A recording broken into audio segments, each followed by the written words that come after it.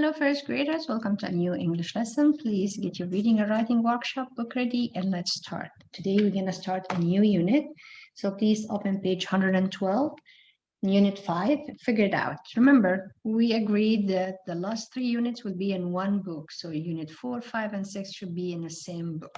So the same book we used for the previous unit 4, we're just going to open page 112 and start with unit 5. So the big idea for this unit, how can we make sense of the world around us? Figure it out. The big idea, how can we make sense of the world around us? For example, when you just sit and listen, you say, what can I see and hear and smell and feel? If I'm in a classroom, if I'm on a beach, if I'm at home. So if I'm outside, I know that I can say that I can hear traffic sounds, I can hear bird chirping outside, I can smell maybe someone's cooking lunch, I can feel the chair that I'm sitting if I'm in a car or if I'm in a park or the grass or if I'm walking on a beach. So for this unit, we'll be talking and understanding what do you hear and see every day. And as we go along with each lesson for each week, it's going to be an essential question that's related to the big idea. So let's see what we have here. My shadow. As we see a girl laying on a beach, you can see she's seeing her shadows dressed up for the winter. I can see it's winter. She's wearing heavy clothes and rain boot. So let's see what we have. I have a little shadow that goes in and out with me. And wait. And what can be the use of him is more than I can see. He's very, very like me from the heels up to the head. And I see him jump before me when I jump into my bed. That's by Robert Louis Stevenson. So let's read one more time. My shadow. I have a little shadow that goes in and out with me. And what can be the use of him in more than I can see? He's very, very like me from the heels up to the head. And I see him jump before me when I jump into my bed. So as we will find out that every week we will learn something that it's going to explain another point of the world around us or what makes sense of the world around us. All right, so let's go and see our weekly opener or the concept or the essential question for the first week. The weekly concept, see it, sort it. Essential question, how can we classify and categorize things? When you classify or categorize means you grouping them, you put them in a group that they look alike. So you put all the plastic, for example, like this picture, mix and match. So we can see that this girl doing her recycle. So she's classifying or categorized or grouping them to groups that they look alike. So she put all the can together. We see all the newspaper or books together. We see the water bottle together, big size, small size. So when you classify or categorize or sort or group things, you can use different way of doing it. So you can go for colors, you can go for size, you can go for weight. If it's heavy, you can go also for material, you can go for shapes. So you have different way to categorize your things or your item. Like, let's say if you want to organize your closet. So you're going to say, I'm going to put all my sport clothes together, and then I'm going to put all my school clothes that I go with together, and I'm going to put all the winter clothes together. So you categorize to the clothes that you wear them for different events or different activities. Let's say I'm gonna categorize or classified or organize my bookshelf. So I'm gonna put all the comic books together, or the coloring books together, or the school books together, or language books together, Or you can do, I'm gonna put them by size. So all the big books, I'm gonna put them on one shelf, and the small books on another shelf, and the medium books on another shelf. So you categorize them by size, or you can go by colors. I'm gonna put all my books that they have a red cover on one shelf, and the books that have yellow covers in another shelf. So that's mean you used color to categorize or classify, organize, or group or sort your books. So this is all we're gonna learn more about it when go and read our stories and selection. So let's see our weekly opener video. See it, sort it. How can we classify and categorize things? When we sort or classify things, we put them together with other things that are just like them in some way. For example, when we recycle, we sort by materials: glass, metal, paper, or plastic. Sorting can tell us what's missing, or how much we have in each category. After sorting these vegetables, it's easy to tell that there are more carrots than potatoes. Sorting happens everywhere. When we buy something in a store, the cashier sorts our coins and bills in a special drawer. Sorting and classifying help all of us organize whatever we are doing. All right. So that was different ways also for sorting things. You could sort your toys, your books, your clothes, your recycling materials. You can also, we see that at the cashier in the supermarket, they sort, they put the coins together, and they put also the currency, like if this is $10 will be together, all the $5 together, all the single dollars together. So they have, we using sort and classify and categorize things every day in our daily life. Okay, let's see the words for this lesson or this week.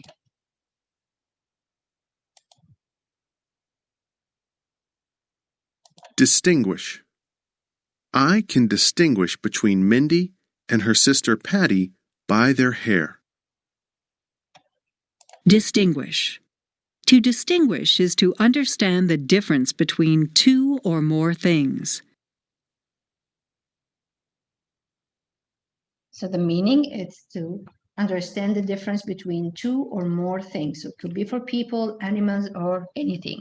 As we see here, that's the example. I can distinguish between Mindy and her sister Patty by their hair. Like I can tell the difference and show you the picture between the two sisters because of their hair.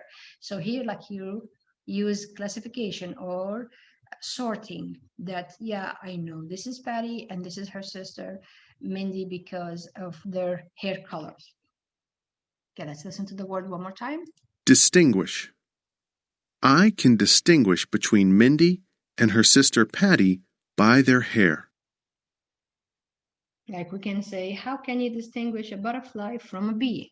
I know that the butterfly had colorful big wings and the size is big, so you can use more of the look of the butterfly to distinguish or to tell the difference between the bee and the butterfly. And I know that the bees comes only on yellow and black. So this is another way to use the word distinguish. All right, let's go for the next one.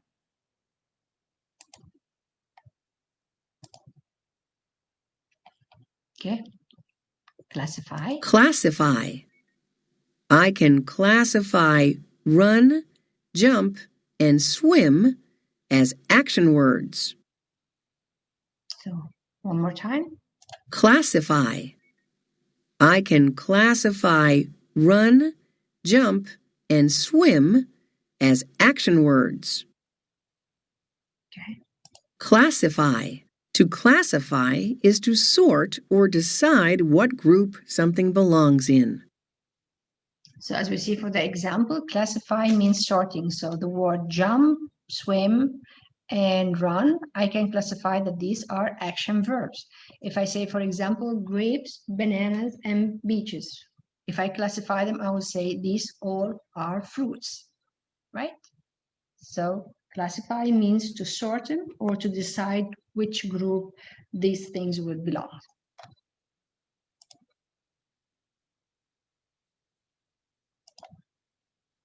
Okay, we have the next word. Entire. Kip was so hungry that he ate the entire sandwich. There was nothing left over. One more time. Entire.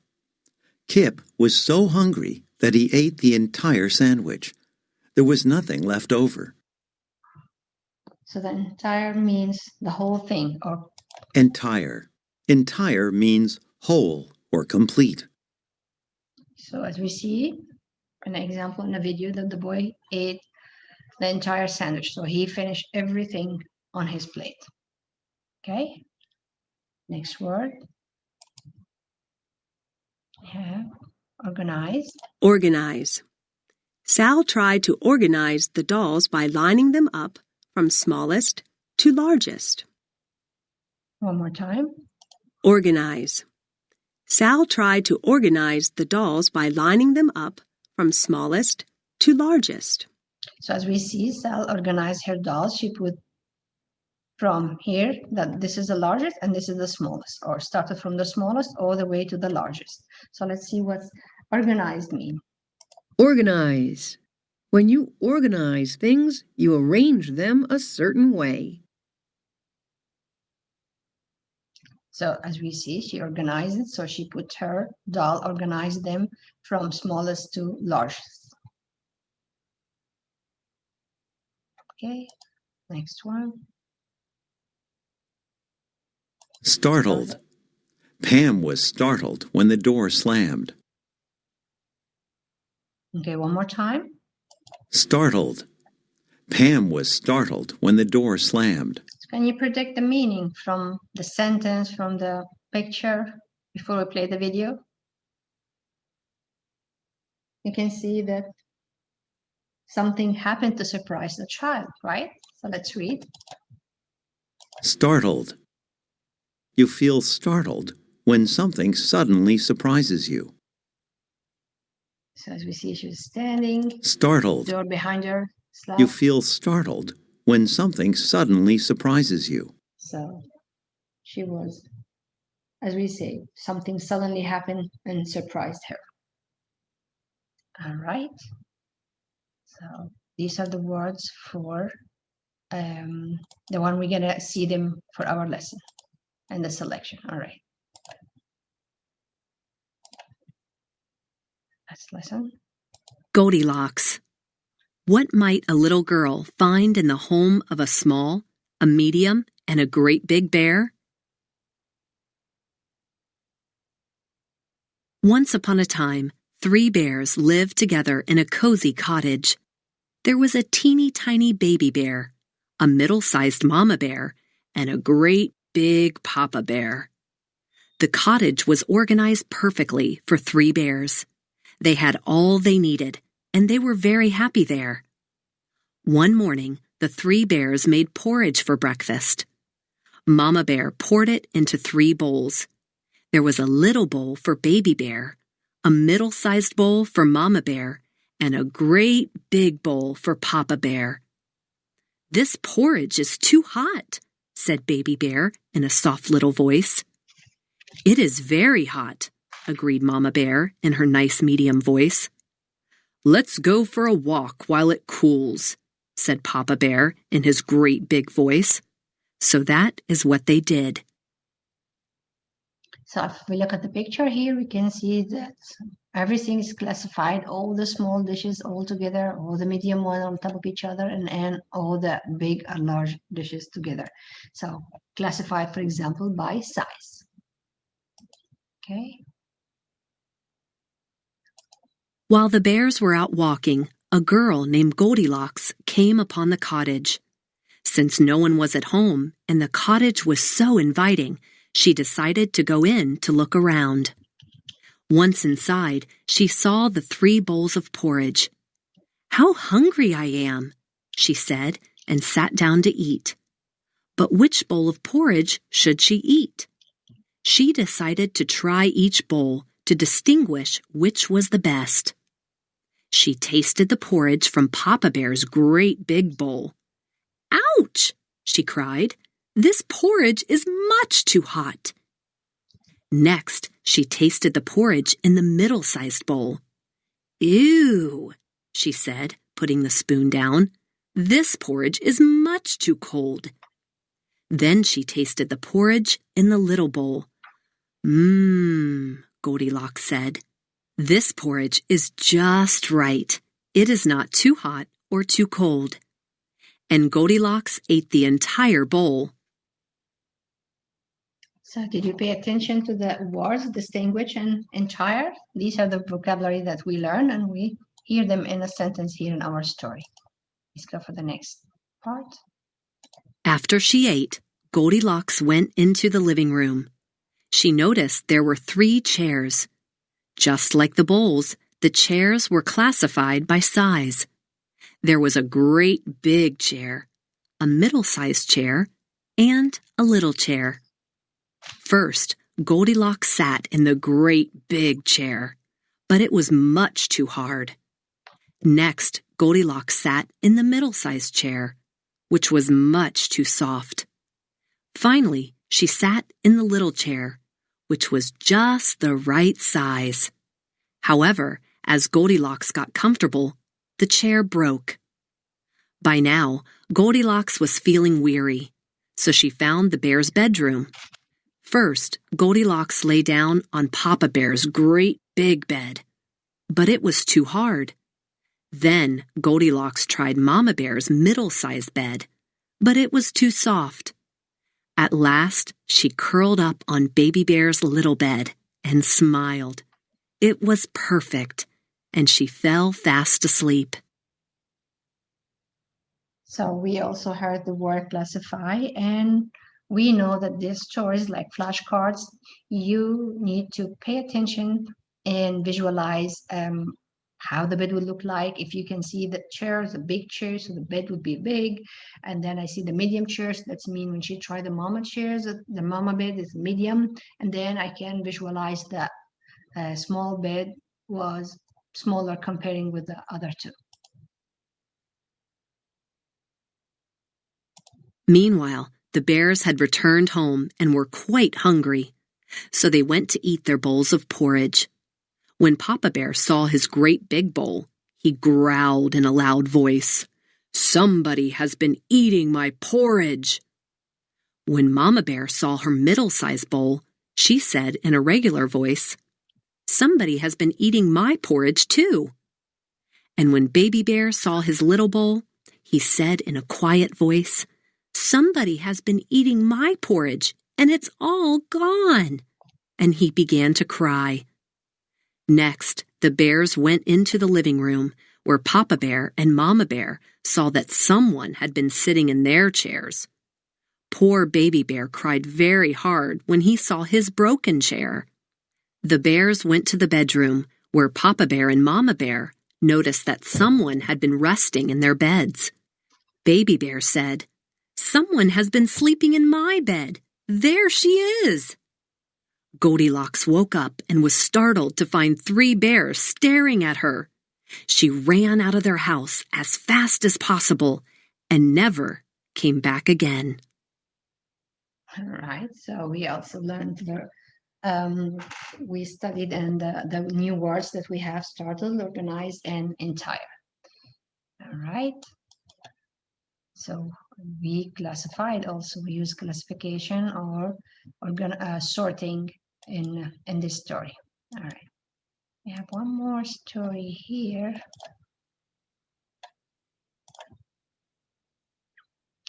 Sort by color. So this is another way of sorting. So this one, they would be using colors. Let's listen. Genre, fantasy. Essential question. How can we classify and categorize things? Nuts for Winter by Nora Carson. Illustrated by Alice Sinkner. Paired read. Sort by color, page 13. All right, so we know that we're talking about fantasy. That means it's not real, it's made up. And usually have animal to act as an actor. And sometimes there is a dialogue. So we'll see if there's dialogue in this or not. Let's start. Winter is coming, said Dad. We must hunt for nuts. We need to keep our eyes open. Can I come too? Said Bobby. You are young, said Mom. You might cause trouble. Okay. So if we ask here, why do the squirrels need nuts? What they need nuts for? Because they need to store it before winter. That's their food. Exactly. Thanks. Bobby's 4 brothers were ready. Jake and Tim left first. They went deep into the forest. Tim found some round nuts. He and Jake tasted them. Soon there were none left. Next, Nick and Frank left. They went deep into the forest. They found only 1 nut. You know if it's enough or not. We do not have enough nuts, said Dad. Please let me go, said Bobby. I can bring home more nuts. Okay, said Mom. I will go with you. So if we read what happened to the nuts that Tim and Jake found, remember, they ate him. Tim found some round nuts. He and Jake tasted them, and soon there were none. So that's mean they finished it all. All right, let's go for next page. Bobby went into the forest with Mom. He found small nuts and big nuts. Then he found even bigger nuts. He put them in a bag. So here we're starting by size. So you say small, big, and even bigger nuts. So starting here, we're using size. Bobby took the bag home. He said, I have a whole bunch of nuts. Then he sorted them. Okay. He gave large nuts to his brothers. He gave larger nuts to Mom and Dad. Bobby kept the small nuts. Everyone was happy. They had enough food for winter. So if we ask question, why was everyone happy? You got it, because everyone had enough food for winter. All right. So when we say retell means just say the story, in your own words. So like you're retelling the story. And then the characters, we know the characters, we have them, the nuts, the squirrels, and you have their names. All right. And then the clue, it's when you decide the point of view and the clue, why you think this happened, because the point of view or your opinion says so. Look at page 3. How does Bobby feel? So let's go for page 3.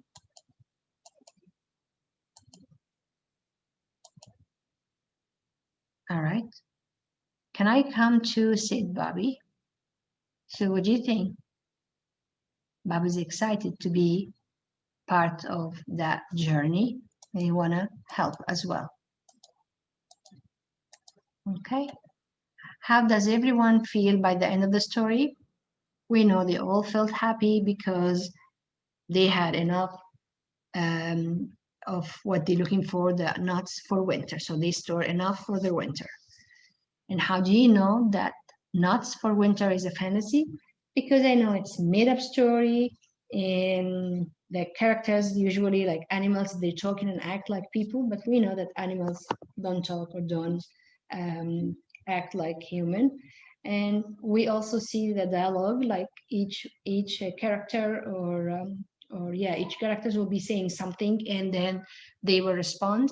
And of course, seeing our quotes. So here, for example, this, the quotes means he said, that's what Bobby said.